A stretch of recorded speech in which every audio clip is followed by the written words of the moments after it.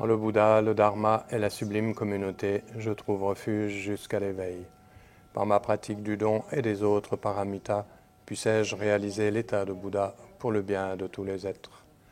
En le Bouddha, le Dharma et la sublime communauté, je trouve refuge jusqu'à l'éveil. Par ma pratique du don et des autres paramitas, puissais-je réaliser l'état de Bouddha pour le bien de tous les êtres. En le Bouddha, le Dharma et la sublime communauté, je trouve refuge jusqu'à l'éveil.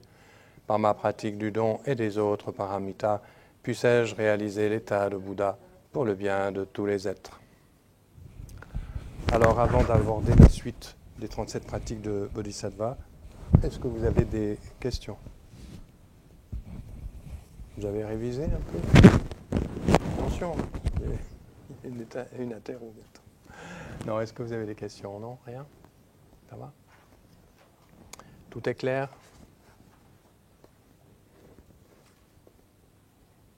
Bien. Alors nous sommes toujours dans les 37 pratiques de Bodhisattva. Nous en sommes à la strophe 13. Les strophes 13 et 14, on peut les lire ensemble. Elles parlent du même sujet, toutes les deux. Donc je vous lis les strophes 13 et 14. Même si quelqu'un veut me trancher la tête alors que je ne lui ai fait aucun mal, prendre sur moi par compassion tout le mal qu'il a accumulé, telle est la pratique de tous les bodhisattvas. Même si devant le monde entier quelqu'un déclare toutes sortes de propos déplaisants à mon sujet, faire en retour l'éloge de ses qualités avec un esprit empli d'amour, telle est la pratique de tous les bodhisattvas. Bon, c'est un peu excessif comme sujet. Même si quelqu'un veut me trancher la tête alors que je ne lui ai fait aucun mal, prendre sur moi par compassion tout le mal qu'il a accumulé, telle est la pratique de tous les bodhisattvas.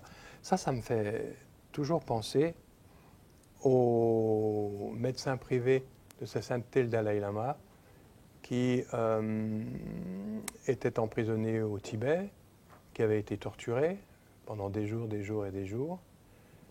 Je crois qu'on lui arrachait les ongles, des choses comme ça.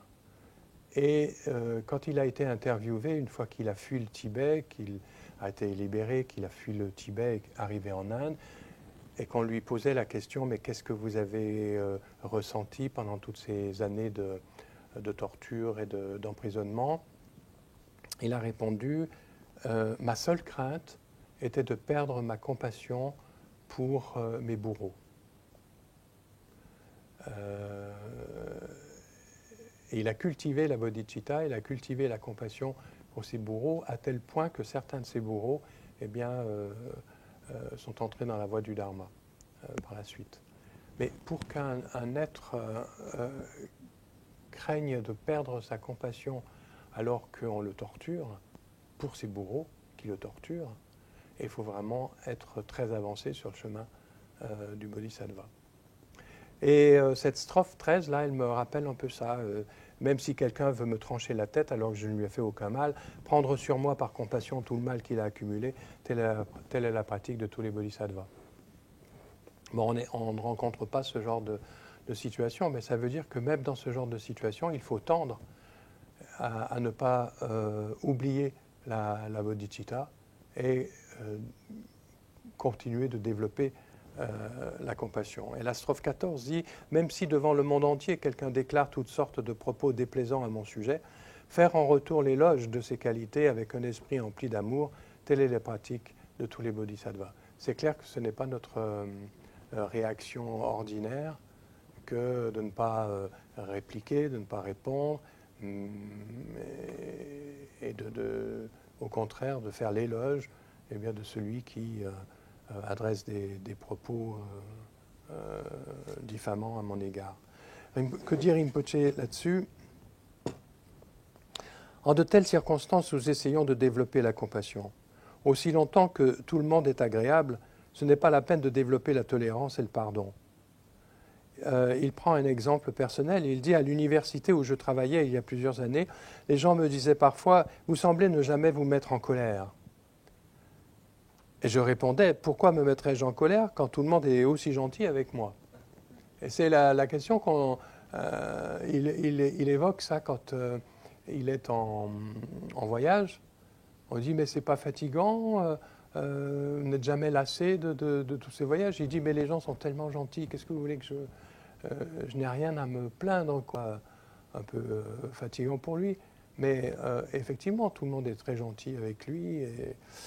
Alors, il continue en disant, quand les gens sont déplaisants, nous devons néanmoins y travailler.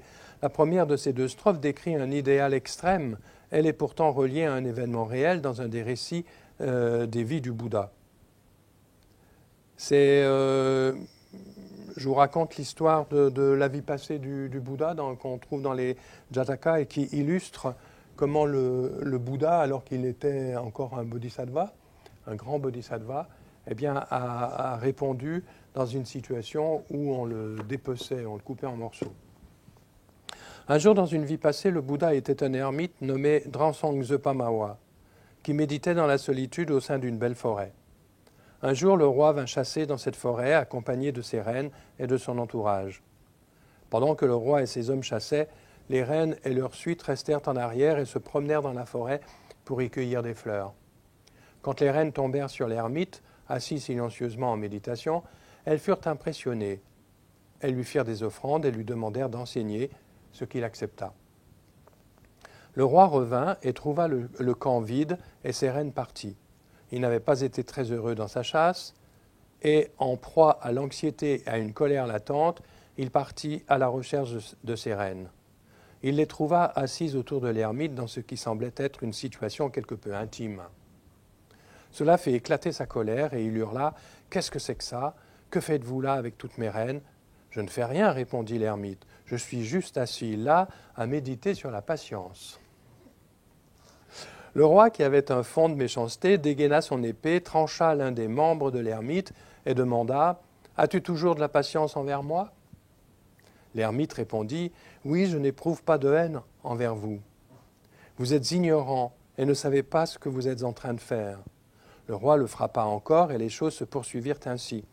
Pendant que le roi le démembrait, l'ermite pria « Ce roi découpe mon corps et je ne ressens rien de négatif envers lui.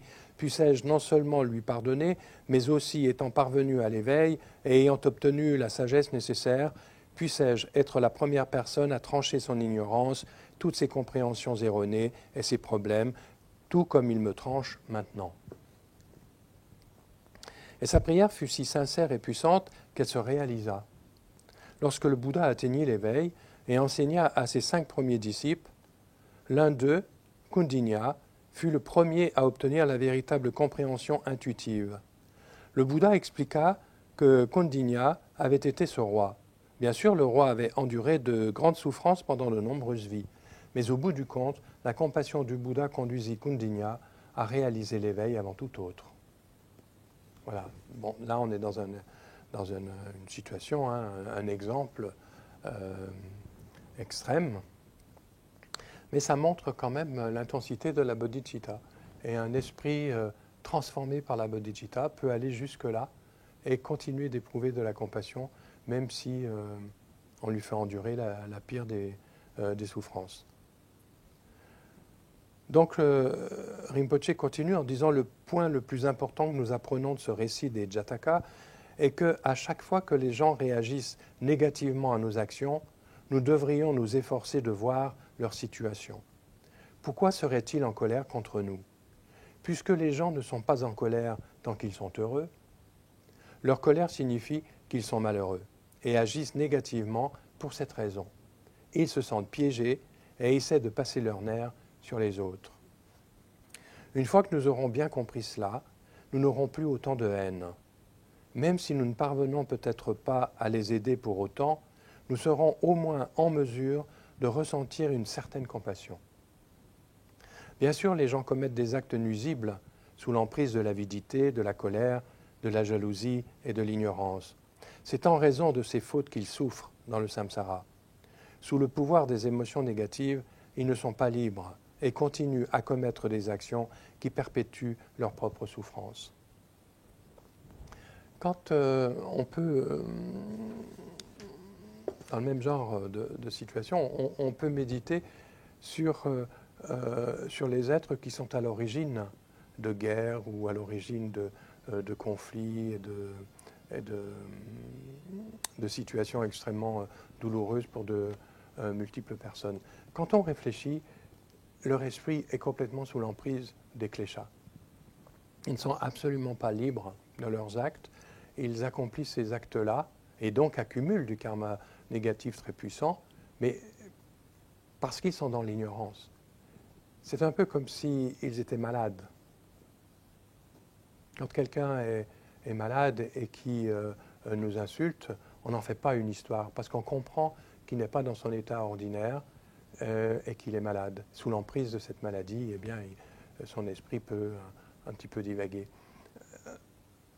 Et on n'en fait pas toute une histoire. On continue d'avoir de la compassion pour une personne malade. Quelqu'un qui agit sous l'emprise de ces kléchas, c'est quelqu'un qui est malade. Il faut vraiment voir les kléchas comme étant un cancer de l'esprit, quoi. Une maladie de l'esprit. Une maladie curable, mais tant qu'on ne s'est pas soigné de cette maladie ne fait que se développer. Il faut vraiment voir les kléchas comme une maladie. Et quelqu'un qui agit sous l'emprise de ces kléchas, c'est quelqu'un qui agit sous l'emprise de cette maladie. Et en même temps, cette personne ne doit pas être très heureuse si elle agit de cette manière. Bon, c'est difficile de faire ce retournement de compréhension de la situation dans notre esprit. Notre réaction première serait de répondre agressivement ou négativement, d'insulter la personne, etc. C'est ce qui se passe en général. On agit comme ça. Donc ça montre bien que le bodhisattva ne tolère plus ces réactions immédiates, pulsionnelles, on va dire, mais qu'il adapte ses réactions en comprenant la situation et en restant, on va dire, en accord avec son objectif qui est la bodhicitta. Ça demande un gros travail à faire au sein de notre couple si on vit avec quelqu'un, au sein de notre famille, au sein de notre communauté, les relations avec les autres. Voilà, ça doit se baser sur cette compréhension-là.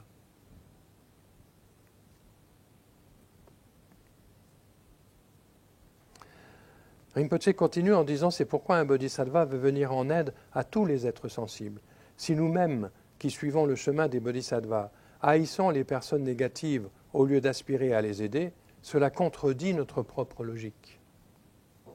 Nous n'avons peut-être pas la force de les aimer pleinement, comme le ferait un Bouddha ou un grand bodhisattva, mais si nous pouvons les voir sous ce jour, notre colère et notre haine diminueront.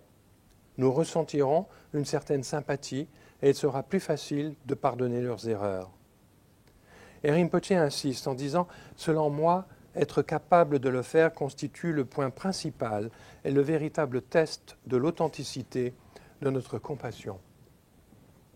Autrement, nous pourrions bien être compatissants en théorie, prier pour tous les êtres sensibles et même verser des larmes pour leur bien-être.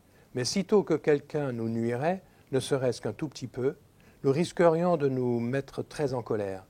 Si tel était le cas, nous n'aurions pas beaucoup l'attitude du bodhisattva. Notre façon de réagir lorsque quelqu'un nous nuit en retour de notre bienveillance constitue l'heure de vérité pour ce qui est de la compassion. » La compassion, la bodhicitta, ce n'est pas simplement de la théorie, et ce n'est pas dans notre coin tout seul prier pour le bien de tous les êtres. Mettre des bougies pour la paix dans le monde. Oui, c'est très bien. Mais qu'est-ce que je fais concrètement ? Quel travail je fais intérieurement sur mon esprit pour développer cette paix dans le monde et pour développer la compassion ? Et là, c'est la véritable question qu'on doit se poser, Quand on se trouve face à une difficulté relationnelle, comment réagit-on ? Voilà. Et là, comme dit Rinpoche, c'est le point qui nous montre l'authenticité de notre compassion. Donc, on sait très bien où on en est à partir de cette réaction, Pas de questions là-dessus ? J'aimerais juste changer ton micro parce que ton zen est dessus, ça fait du bruit.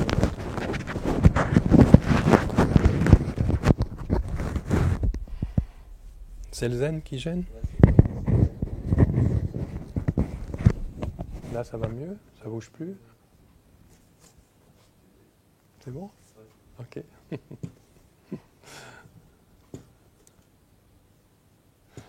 Alors, la strophe 15. Si quelqu'un expose mes fautes cachées ou me bafoue, en les proclamant dans de grandes assemblées, le considérer comme un ami spirituel et m'incliner devant lui avec respect, telle est la pratique de tous les bodhisattvas. Bon, on est toujours dans le même genre de situation, n'est-ce pas?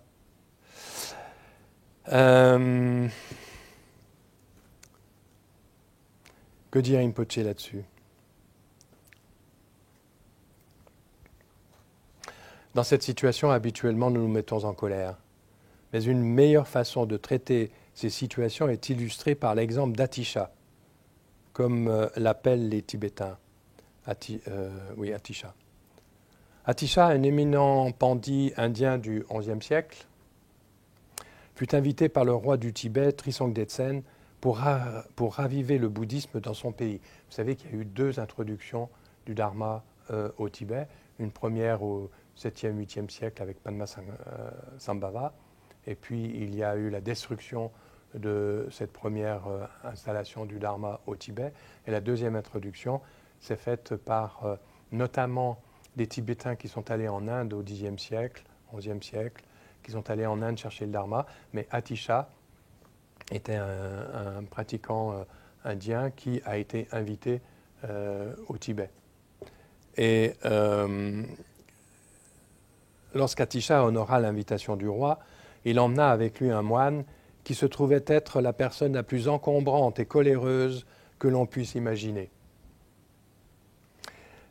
Quoi qu'on lui dise ou quoi qu'on lui fasse, invariablement, ce moine se mettait en colère et rendait l'atmosphère détestable. Les gens disaient à Atisha, « Vous êtes un lama si paisible et compatissant, pourquoi donc avez-vous pris avec vous ce méchant homme qui se querelle sans cesse avec tout le monde ?» Atisha répondit, « C'est mon maître de patience.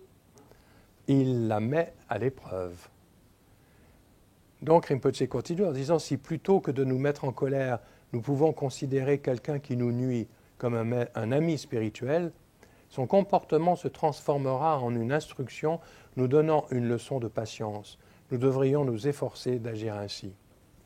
De façon plus, on va dire, tranquille, c'est toujours les autres que l'on considère comme un petit peu avec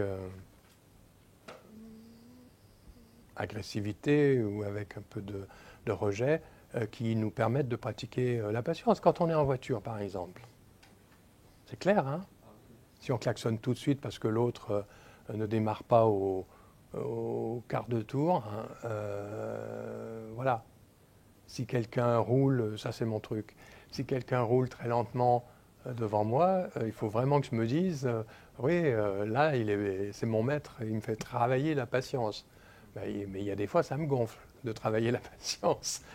Mais voilà, il faut en fait renverser ou transformer la situation pour se dire, il me permet de travailler sur mon esprit, quoi. Ça ne vous empêche pas de le dépasser dès que vous pouvez le dépasser. Hein. Mais il y a un jour, j'ai été arrêté comme ça dans Saint-Dié par un flic. En ville, j'avais dépassé quelqu'un. Il n'y avait pas de voie, de ligne blanche. Mais j'ai dépassé quelqu'un comme ça en ville. Et le flic m'a arrêté plus loin. Et il me dit, vous avez vu que vous avez un peu appuyé sur le champignon pour le dépasser Je dis, bah oui, mais je voulais vraiment le dépasser. Il m'a dit, oui, c'est sûr qu'il roulait très lentement.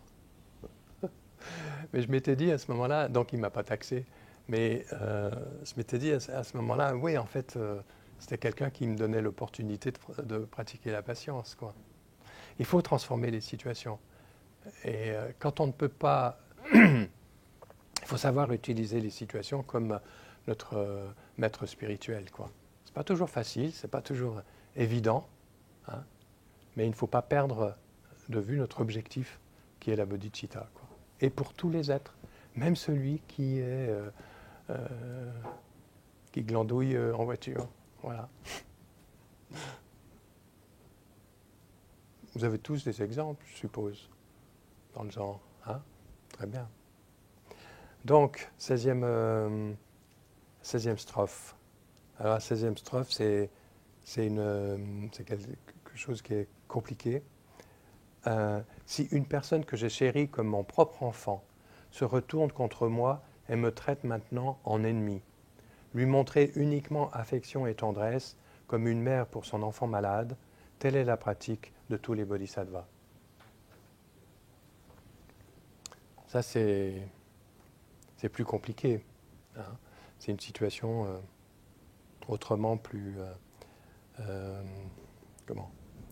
intense émotionnellement que la situation précédente.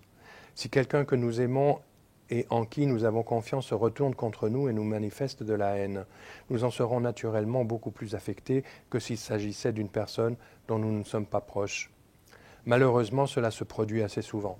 On voit des familles dans lesquelles ça se produit, et des enfants notamment qui se retournent contre les parents et qui, à ce moment-là, les insultent, les agressent ou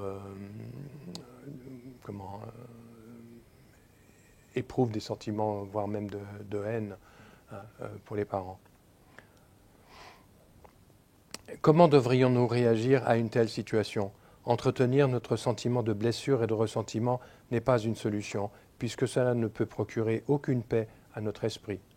Nos sentiments n'en deviendront que plus douloureux encore, nous causant toujours plus de souffrance. Rinpoché continue en disant « À bien y regarder, on découvre que le pire ennemi que nous pourrions avoir est notre propre haine. Elle nous cause bien plus de tourments que l'ennemi extérieur qui l'a provoqué.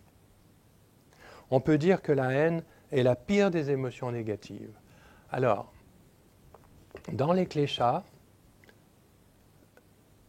dans le Bodhisattva Charyavatara, il est dit que effectivement la haine n'a absolument rien de négatif. Rien de positif. Qu'à 100%, la haine est négative. Alors que dans d'autres kleshas, il peut y avoir des éléments un peu positifs. Mais dans la haine, aucun élément est positif. Et le geshe qui fait les cours nous dit la seule haine qu'on peut avoir, c'est contre la haine. Voilà. Et oui, il n'y a absolument rien de bon dans la haine. Dans la colère, il peut y avoir quelque chose de bon encore, mais la haine, pas du tout.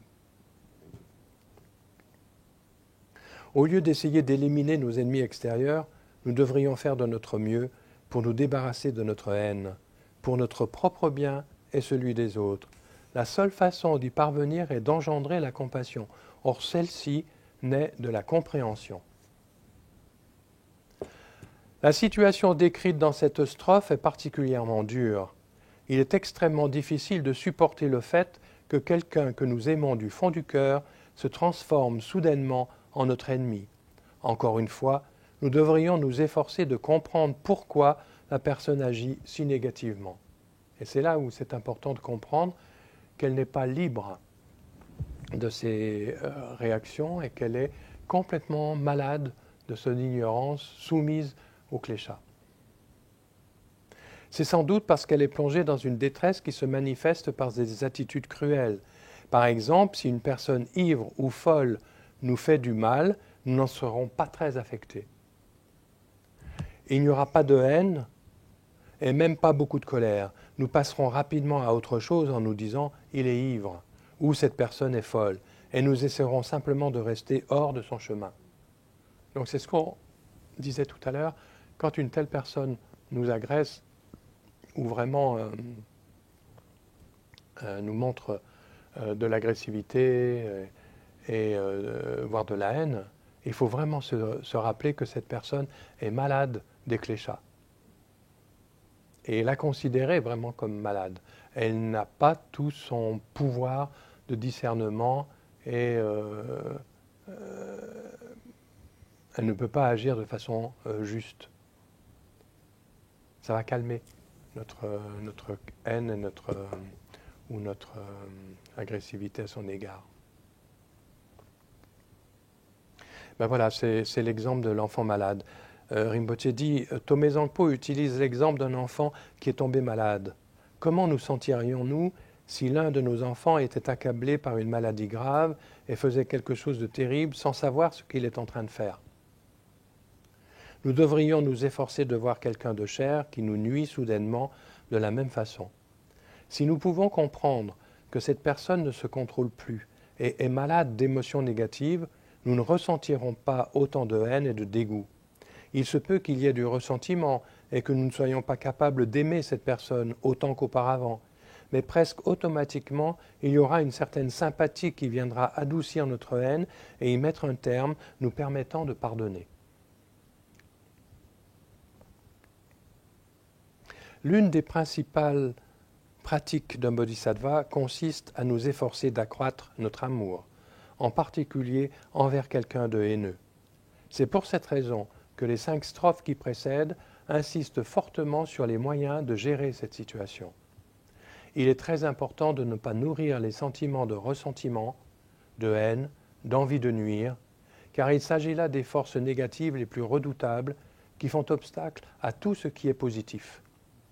Ces émotions devraient par conséquent être traitées en premier. Une fois que nous avons surmonté notre sentiment d'avoir été blessés et que nous sommes capables de pardonner, les qualités positives seront beaucoup plus faciles à développer. Nous deviendrons naturellement de plus en plus sains. Sains, S-A-I-N-S. Voilà. Mais c'est très important, je trouve, ces 5 strophes-là, parce qu'effectivement, ça nous fait travailler sur eh bien, des kleshas qui sont en général très puissants dans notre esprit. Tomé Zangpo, c'est pas de l'eau tiède. Hein, ces instructions, c'est direct, quoi. Même dans les pires des situations, eh bien, nous devrions nous entraîner et nous efforcer à développer la bodhicitta et non pas avoir une réaction d'agressivité ou de haine, de colère envers ces personnes. Ça demande un profond entraînement, hein, un puissant entraînement. Ça ne va pas s'installer dans notre esprit comme ça en 15 jours. Hein. On ne rencontre pas toujours de telles situations. Ce n'est pas tous les jours qu'on rencontre ce genre de situation. Hein. Mais on rencontre quand même tous les jours des situations qui peuvent faire naître de l'irritation, de la colère dans notre esprit.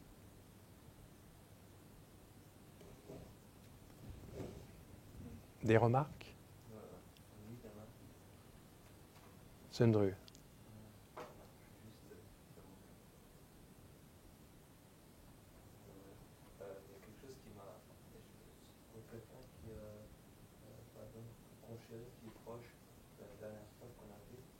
Pour quelqu'un qui C'est la 16e strophe.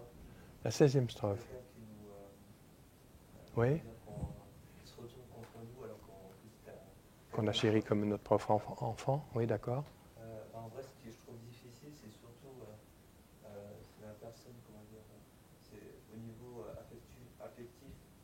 Oui. Faire l'exercice, ça va, mais quand tu connais bien la personne, c'est beaucoup moins évident, parce qu'au niveau affect, c'est très difficile. Donc ça demande quelque chose de plus à gérer. C'est clair. Ce côté où on est blessé, et après il faut travailler sur le fait de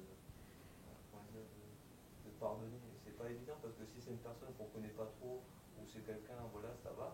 Mais si c'est quelqu'un qu'on connaît en particulier, on a aidé beaucoup, on a donné beaucoup d'énergie, Ouais. et, pendant des années, et puis après, bam, ça c'est juste. là, c'est vraiment pas évident. C'est juste, il y a tout l'aspect affect qui entre en jeu. Il y a notre vécu avec cette personne aussi. Hein. Imaginons que si c'est un de nos parents, par exemple, il y a tout ce que nous avons vécu depuis notre enfance et ça entre en jeu. Ça va déterminer aussi notre façon d'être, notre réaction. Oui, c'est juste. Mais si on y arrive, alors il y a un gros travail de fait sur notre esprit, quoi. Et Nathan, tu voulais dire quelque chose?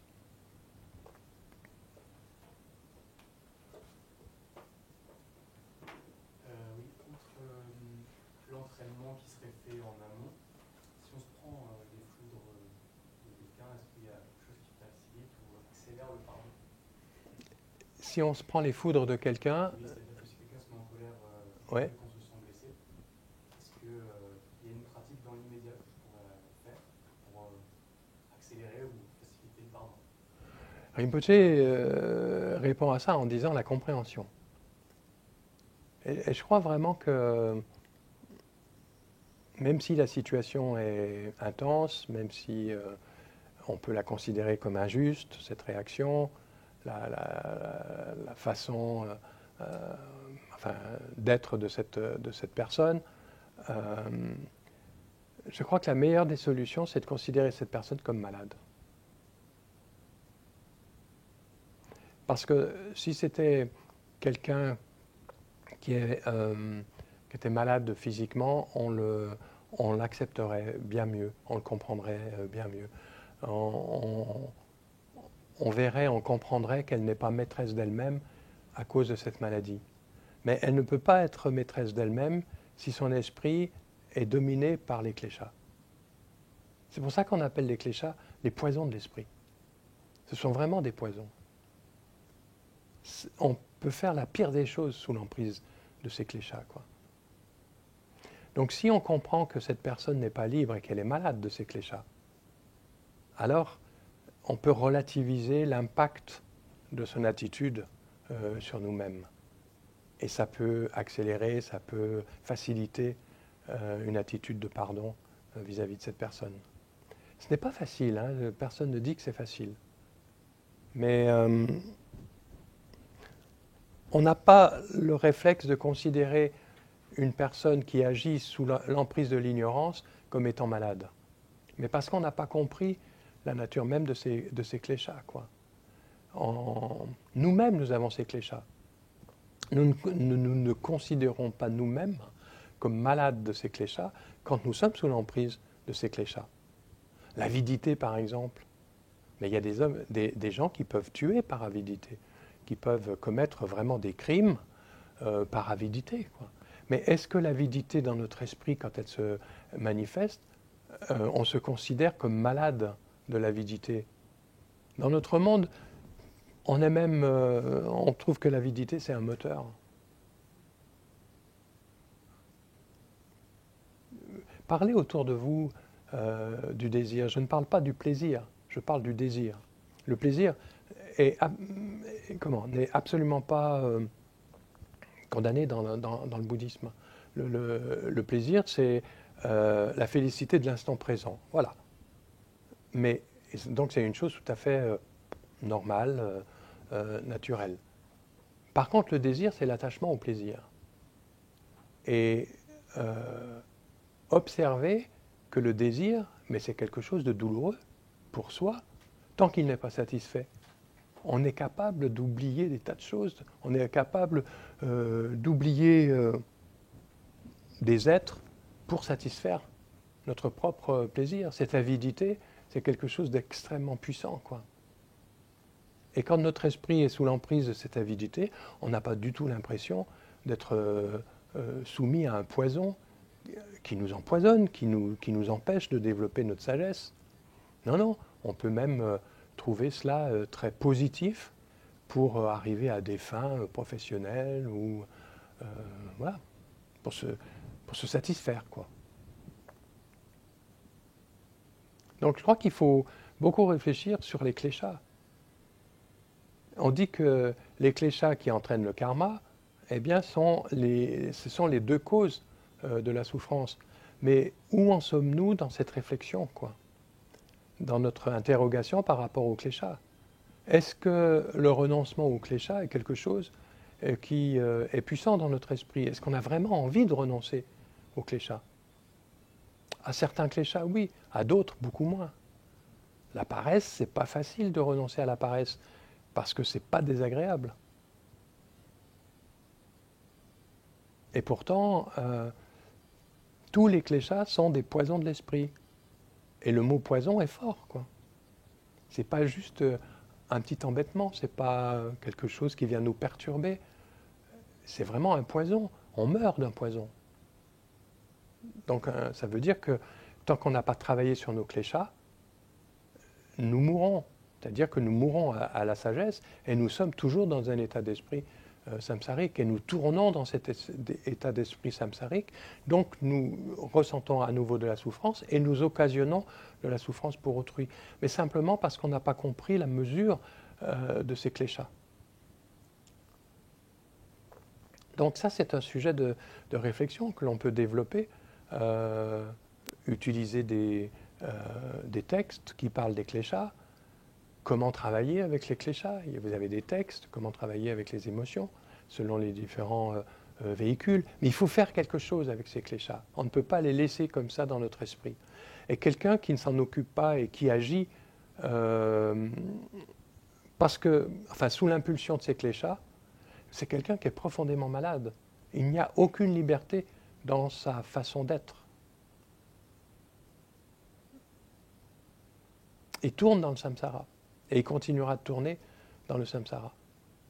Et je pense que cette compréhension, eh bien, ça peut nous permettre d'accélérer le pardon, notamment.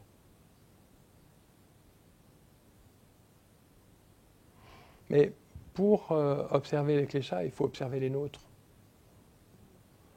Il ne faut pas trop s'occuper des kléchas du voisin, quoi. Quels sont les nôtres?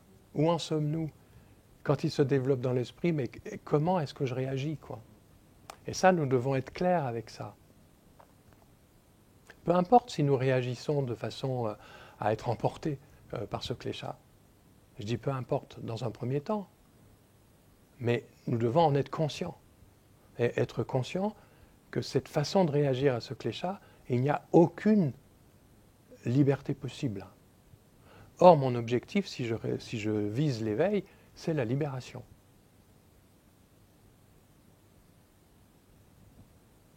Passons du temps là-dessus. Vous savez, je dis toujours, la méditation, ce n'est pas réciter des millions de mantras, ce n'est pas réciter, faire des rituels avec cloche, dorje et tout ça. C'est observer son esprit, c'est comprendre le fonctionnement de son esprit. Quand vous méditez, mais observez simplement votre esprit. Quand il y a un élément qui fait naître la frustration, qui fait naître l'irritation, qui fait naître le désir, quand vous avez envie plutôt de paresser, plutôt que de vous mettre sur le coussin, mais observez ça. Ça, c'est précieux. Si on n'observe pas, eh bien, on va se laisser aller à la paresse, par exemple. Puis on va pioncer pendant 1 heure, ou être sur son téléphone pendant 1 heure, au lieu de méditer. Mais nous devons nous confronter à ce que nous sommes. Nous ne pouvons pas économiser ça. Il nous faut nous observer. Et de façon, comment dire, je ne trouve pas le mot, mais je ne trouve pas le mot du tout, mais sans jugement sur nous-mêmes. Nous constatons où nous en sommes par rapport à ces kléchas. Et nous recherchons à ce moment-là quels sont les antidotes. Comment travailler sur ces kléchas.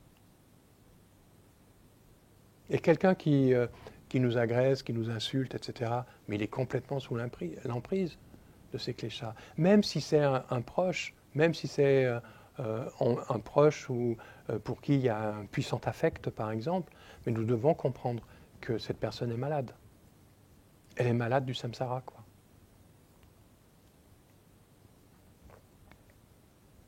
Quand on comprend les causes de la souffrance, on a une compassion beaucoup plus puissante et profonde qui s'élève. Ce n'est plus un simple sentiment de compassion, mais c'est une compassion qui se souche sur la compréhension des causes de la souffrance. Et effectivement, quand on observe le monde, mais on voit que les agissements des uns et des autres, c'est basé sur ces kléchas, sur l'ignorance. Et c'est là où on doit se dire, mais qu'est-ce que je peux faire pour les aider? Mais je dois leur montrer le chemin pour se libérer des kléchas. Mais comment leur montrer le chemin, ce chemin-là, si moi-même, je ne sais pas comment me libérer des kléchas? Donc il faut vraiment travailler sur soi. Et travailler sur soi de cette façon-là, mais c'est une preuve de compassion, c'est pratiquer la bodhicitta.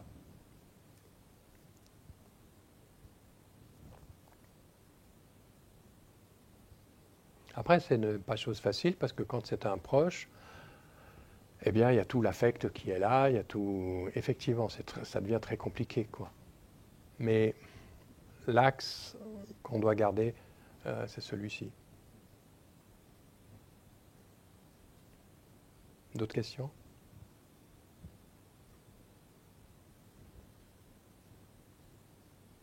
Alors, la 17e strophe. Si quelqu'un d'un statut égal ou inférieur, par orgueil, me méprise, l'honorer comme mon maître en inclinant ma tête devant lui, telle est la pratique de tous les bodhisattvas. Donc ça, c'est une strophe qui enseigne la valeur de l'humilité. Et attention, et Rinpoche le précise, l'humilité, c'est pas de devenir une serpillière devant cette personne, d'accord? Alors, Rinpoche dit que l'orgueil et la jalousie sont aussi de grands obstacles pour un bodhisattva. L'exemple donné ici est celui d'un père ou de quelqu'un de moindre qualité qui est jaloux et orgueilleux et essaie de nous rabaisser en nous insultant ou en nous calomniant. La façon d'agir d'un bodhisattva dans une telle situation est de considérer la personne comme un enseignant et son comportement comme une instruction. Vous savez, ça me fait penser à... je ne trouve pas mes mots aujourd'hui. Confucius. Confucius disait « Tous les êtres sont mes maîtres ». Il y a ceux que je trouve inspirants pour avancer sur le chemin, et il y a ceux qui agissent de façon très négative, parce qu'ils me montrent ce que je dois éviter. Voilà. Et c'est un petit peu ça aussi. Cette strophe me fait penser à cette phrase de Confucius. La façon d'agir d'un bodhisattva dans une telle situation est de considérer la personne comme un enseignant et son comportement comme une instruction. Un bodhisattva penserait « Cette personne est en train de me donner une leçon, se manifestant sous l'aspect de mon maître et me donnant un exemple vivant illustrant à quel point les sentiments d'orgueil et de jalousie sont négatifs. Ils peuvent nous aveugler au point que notre perception soit déformée et que nous ne puissions voir les choses telles qu'elles sont réellement. Si nous parvenons à prendre les choses ainsi, notre réaction sera appropriée et nous ne deviendrons pas fiers et bouffis d'orgueil. Lorsque quelqu'un qui nous est inférieur de bien des façons essaie de nous rabaisser, ordinairement nous aurions tendance à nous affirmer en disant « Cette personne n'a pas le droit de faire cela, je vaux bien plus ». Cela ne fait qu'enfler notre propre jalousie et notre orgueil. Si nous sommes capables de voir cette expérience comme un enseignement, nous deviendrons plus humbles. L'une des marques principales des bodhisattvas est leur degré d'humilité. Plus nous comprendrons et pratiquerons réellement le dharma, plus nous deviendrons humbles. Cela n'a rien à voir avec le fait de se sentir insignifiant ou timide. Nous devenons simultanément plus humbles et plus sûrs de nous. La marque d'un bon pratiquant est de ne pas être orgueilleux et de ne pas crâner, mais d'être humble et respectueux envers tous. Quelqu'un qui sait comment pratiquer voit les bonnes choses en chacun et essaie de voir les actions négatives des autres comme des instructions plutôt que comme des insultes. Si nous prenons les choses ainsi, nous n'agirons pas comme eux et en même temps, nous ne nous sentirons pas insultés. Bon, ça rejoint un petit peu la strophe précédente. Ce qui arrive doit être pris comme une leçon, comme un enseignement. Il y a Rinpoche qui parle d'un maître indien, hindouiste, Vivekananda. Ça vous dit peut-être quelque chose. C'était un maître du début du XXe siècle qui est venu en France. Alors il dit, peut-être avez-vous entendu parler de Vivekananda, un éminent maître hindou de notre époque. Un jour, il voyageait en train en Inde. Ceux qui ont déjà été savent à quoi ressemblent les trains là-bas. Oui, les trains ordinaires, on va dire, c'est épique. Dans les gares, il y a des foules énormes et tout le monde pousse pour monter à bord. Et ça, c'est sûr. C'est vraiment, on ne sait pas comment, il n'y a pas des gens qui se font écraser quand les trains arrivent. Une solution pour ne pas rater votre train, c'est vous donner votre valise à un coulis, à un porteur, qui la porte sur la tête, et vous essayez de suivre votre valise. Et c'est comme ça que ça se passe. Et vous arrivez devant la porte, parce qu'il sait le compartiment, il sait où est le train, etc. Il sait quel compartiment vous avez. Et là, c'est la foire d'empoigne. C'est-à-dire que personne ne laisse passer le voisin, c'est tout le monde bourre en même temps, et tout le monde essaie d'entrer en même temps, quoi. Voilà, c'est comme ça. Alors que le train partait, Vivekananda se trouva coincé avec un homme très coléreux qui lui cria dessus pendant un certain temps. Vivekananda ne dit pas un mot pendant tout le temps que l'homme passa à crier. Lorsque l'homme fut enfin épuisé et ne put parler davantage, Vivekananda dit calmement « Supposez que vous donniez un cadeau à quelqu'un et que cette personne ne l'accepte pas. Qui garde le cadeau ?»« Celui qui l'a donné, bien sûr, dit l'homme. » Et Vivekananda répondit « Exactement, et je n'accepte pas vos insultes. » Voilà. Bon. Quelque chose à dire sur l'humilité ? L'humilité, attention, hein, c'est vraiment pas cette attitude de soumission, de passivité. Enfin, je ne trouve pas le mot exact, hein, mais c'est l'antidote à l'orgueil, justement. L'orgueil, c'est un des cléchats les plus difficiles sur lesquels travailler.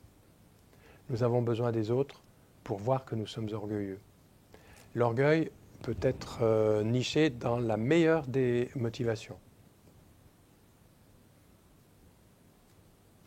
Je connais quelqu'un qui a vraiment un jour réalisé qu'il était orgueilleux, parce que son maître l'a mis dans une situation et qui lui a permis de voir qu'il était très orgueilleux. Et quand il est venu voir son maître et qu'il lui a dit « Je sais que je suis orgueilleux », ce maître lui a dit « Alors là, tu as fait un grand pas dans ton cheminement spirituel. » Parce que ce savoir orgueilleux, ce n'est pas chose facile. Et souvent, quand une situation nous montre que nous sommes orgueilleux, eh bien, nous n'acceptons pas cette situation-là, nous n'acceptons pas cette réalité, quoi.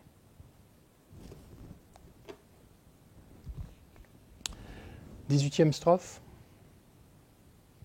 Même si je suis dans le dénuement et méprisé de tous, miné par une grave maladie ou assailli par des esprits maléfiques, prendre sur moi les maux et les actes nuisibles de tous les êtres, sans jamais me décourager, telle est la pratique de tous les bodhisattvas. Alors là, on parle de se décourager. Le découragement, c'est le pire des obstacles pour un bodhisattva. C'est l'attitude de l'esprit qui qui brise nos vœux de bodhisattva immédiatement.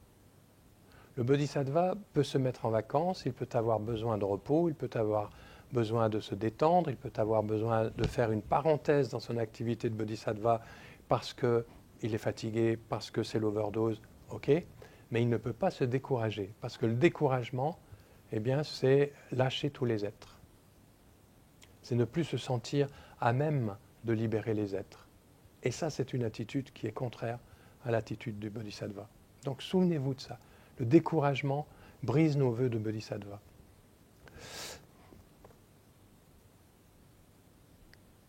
Même si je suis dans le dénuement et méprisé de tous, miné par une grave maladie ou assailli par des esprits maléfiques, prendre sur moi les maux et les actes nuisibles de tous les êtres sans jamais me décourager, telle est la pratique de tous les bodhisattvas. C'est-à-dire que même dans ces situations de maladie ou de dénuement total, il y a toujours la possibilité d'utiliser notre situation comme un moyen de purifier ces mêmes situations pour tous les êtres, et notamment de faire Tonglen. Il y a toujours la possibilité de faire Tonglen. Mais quand on est malade, on peut se dire, puisse ma maladie purifier la maladie de tous les êtres, et qu'ainsi les êtres soient libérés de cette maladie. En d'autres termes, on considère que si je suis malade, ok, ça suffit pour libérer les êtres de la maladie. Si je suis dans le dénuement, eh bien, le fait d'être dans le dénuement, ça permet de purifier la pauvreté, par exemple, de tous les êtres. C'est-à-dire que le bodhisattva va utiliser ses propres situations pour libérer encore les êtres de ces mêmes situations. Et c'est une façon de travailler sur les émotions, sur les kleshas. Dans le Mahayana, dans le Hinayana, on voit les kleshas comme producteurs de karma négatif. Donc on va éviter tout contact avec ce qui peut provoquer l'apparition de ces kleshas dans notre esprit. Et c'est pour ça que dans les pays du Hinayana, les moines sont contraints à des règles incroyables qui sont compréhensibles, mais difficiles à mettre en place. Un moine, par exemple, ne va pas parler à une femme. Un moine ne va pas toucher une femme. Un moine ne va pas toucher de l'argent.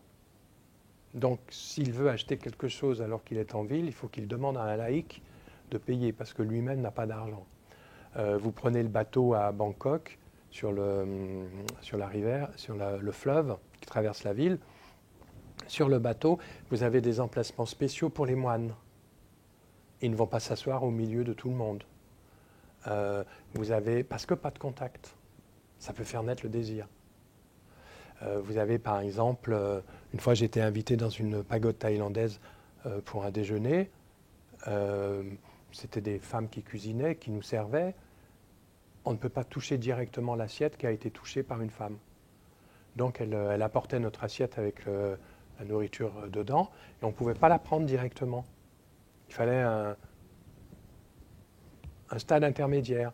Donc on avait une espèce de grand tissu rectangulaire et la femme pose l'assiette au bout du tissu. Nous-mêmes, nous tirons le tissu pour récupérer notre assiette.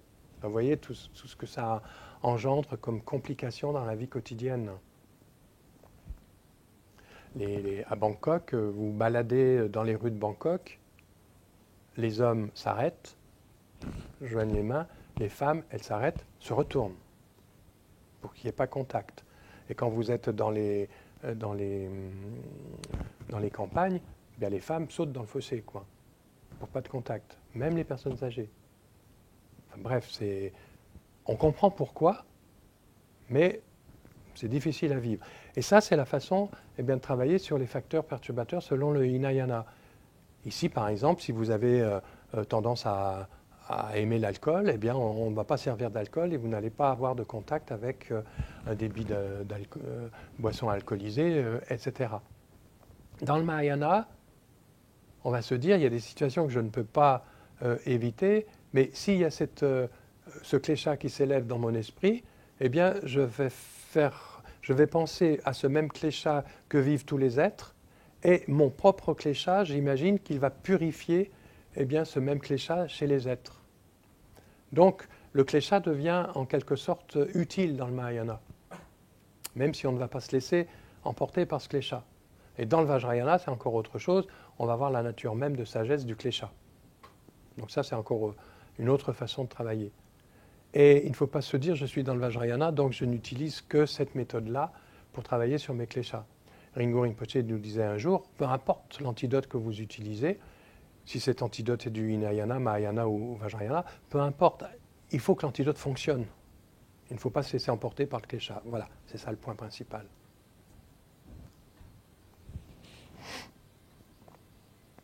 Alors Rinpoche dit, nous pouvons parfois nous trouver dans des situations très difficiles, comme ne pas disposer du minimum vital, être humilié, maltraité par autrui ou tomber gravement malade.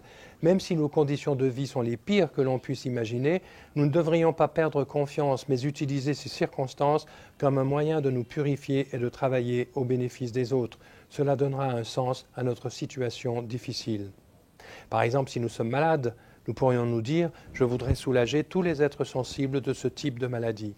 Puissent toutes leurs maladies être réunies en la mienne et être totalement guéries. De même, si nous sommes pauvres, nous pouvons prier ainsi « Puisse ma pauvreté suffire à purifier le karma de pauvreté de tous les êtres sensibles. Puissent toutes leurs privations être absorbées dans la mienne, de sorte que plus personne jamais ne soit pauvre. » Ainsi, un bodhisattva peut essayer de prendre sur lui les afflictions des autres et purifier leur karma négatif, purifiant du même coup son propre karma. Cela n'est pas notre façon habituelle de réagir. Si nous sommes pauvres, nous avons du ressentiment envers ceux dont la situation est meilleure. Si notre propre situation matérielle devient vraiment désespérée, nous pouvons aisément développer de la haine envers les gens riches. Cependant, si nous recourons à la méthode décrite ici, qui est en quelque sorte une pratique de Tonglen, ce que l'on a vu dans les strophes précédentes, nous gagnerons le courage et l'assurance, nous permettant de prendre sur nous-mêmes la mauvaise fortune de tous les êtres. Toutes les circonstances adverses qui surviennent dans nos vies prendront alors un sens nouveau dès lors que nous les transformerons activement en le chemin. Ce n'est pas chose facile de transformer les situations. Quelle est la pratique qui va nous enseigner comment les transformer? Lojong, l'entraînement de l'esprit. C'est pour ça qu'un commentaire de Lojong est traduit en français par l'alchimie de la souffrance. Ça nous explique comment faire pour utiliser les circonstances adverses que l'on rencontre dans notre vie et de les utiliser comme moyens spirituels, à la fois pour nous libérer et pour en libérer tous les êtres. En faisant cela, notre ressentiment par rapport à notre propre situation diminuera et il y aura une plus grande capacité à accepter ce qui se présente. Nos conditions négatives s'amélioreront peut-être, mais même si tel n'est pas le cas, nous serons guéris de l'agitation mentale qui les accompagne habituellement. La pratique décrite ici est un remède très important, dit Rinpoche. Voilà pour cette 18e strophe. Donc on va s'arrêter ici. Voilà. Donc on fait la dédicace. Par cette vertu, puissais-je promptement réaliser le Mahamudra et sans l'exclusion d'un seul, établir en cet état tous les êtres.